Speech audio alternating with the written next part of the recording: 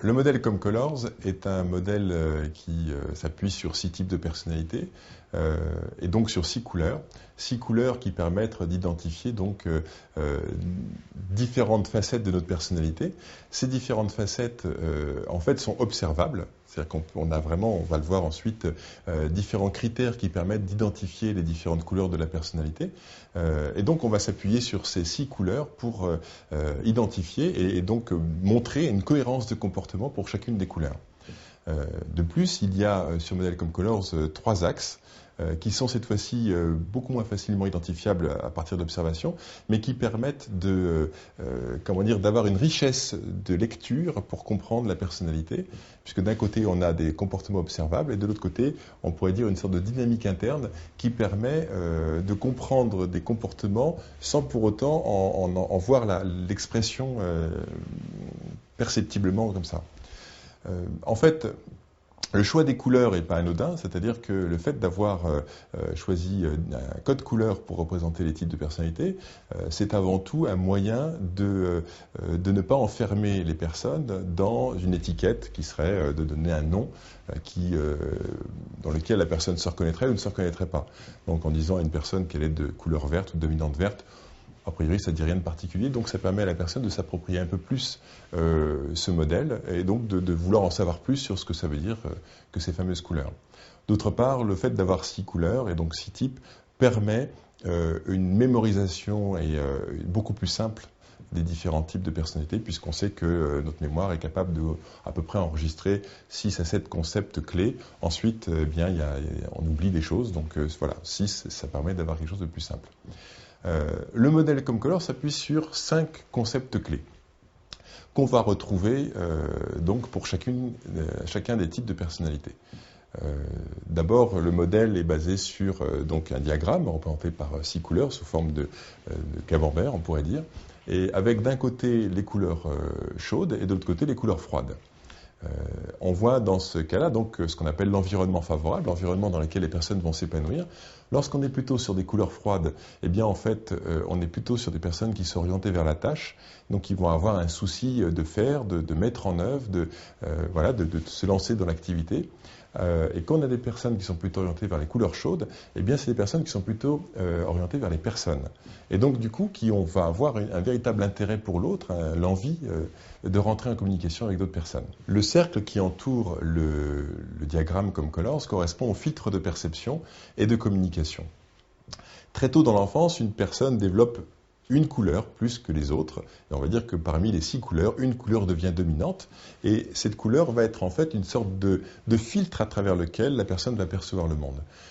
Un peu comme si elle portait des lunettes teintées. Et si la personne, par exemple, perçoit à une couleur dominante orange, elle va percevoir le monde à travers le filtre de son ressenti.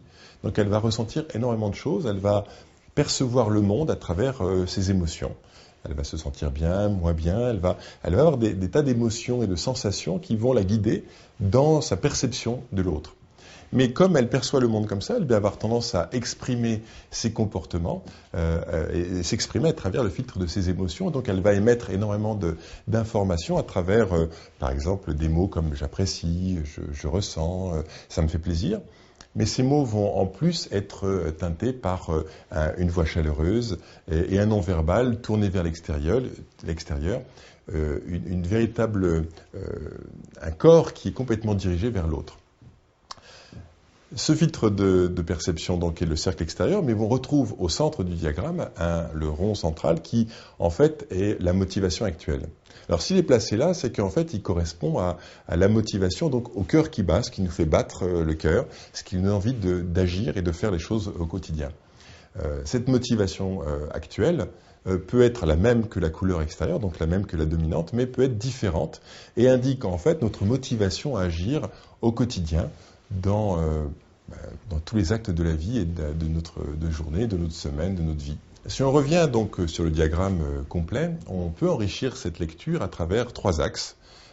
3 axes qui expriment la dynamique interne, donc comme je le disais, qui ne sont moins visibles et qui pourtant sous-tendent des comportements. Par exemple, on va voir l'axe introverti-extraverti, qui va donner une préférence, on va dire, de la personne dans sa façon de rentrer en relation avec les autres. dans sa façon également de trouver son énergie. Cette information est complémentaire avec d'autres couleurs. Par exemple, on peut prendre quelqu'un de type orange qui a priori est plutôt tourné vers les autres, mais qui peut avoir une dimension plutôt introvertie, et dans ce cas, qui va aimer la relation, mais avec des personnes de son choix, avec des personnes qu'elle connaît bien, et qui va trouver donc de la satisfaction à être en même temps, si elle est type orange, orientée vers les personnes, mais parce qu'elle est introvertie, plutôt avec des personnes qu'elle connaît bien. Par exemple, au bout de 2 jours de formation, les stagiaires sont capables de identifier, à partir de critères bien précis, le type de personnalité de leurs interlocuteurs. De ce fait-là, comme il devient facile d'utiliser et de repérer donc la couleur de nos interlocuteurs, eh bien on peut commencer à adapter sa communication aux autres. Donc on peut améliorer sa communication, mieux faire passer ses messages, identifier les comportements sous stress qu'on va pouvoir observer chez les autres, apprendre à les gérer, et puis également voir apparaître les conflits sous-jacents et les régler, on va dire, presque avant qu'ils apparaissent clairement. Et donc de pouvoir vraiment utiliser les informations pour pouvoir modifier la relation, améliorer la relation et aller au bout de ces objectifs. Donc ce modèle s'applique avec trois clés principales. On va dire la première, c'est l'individu.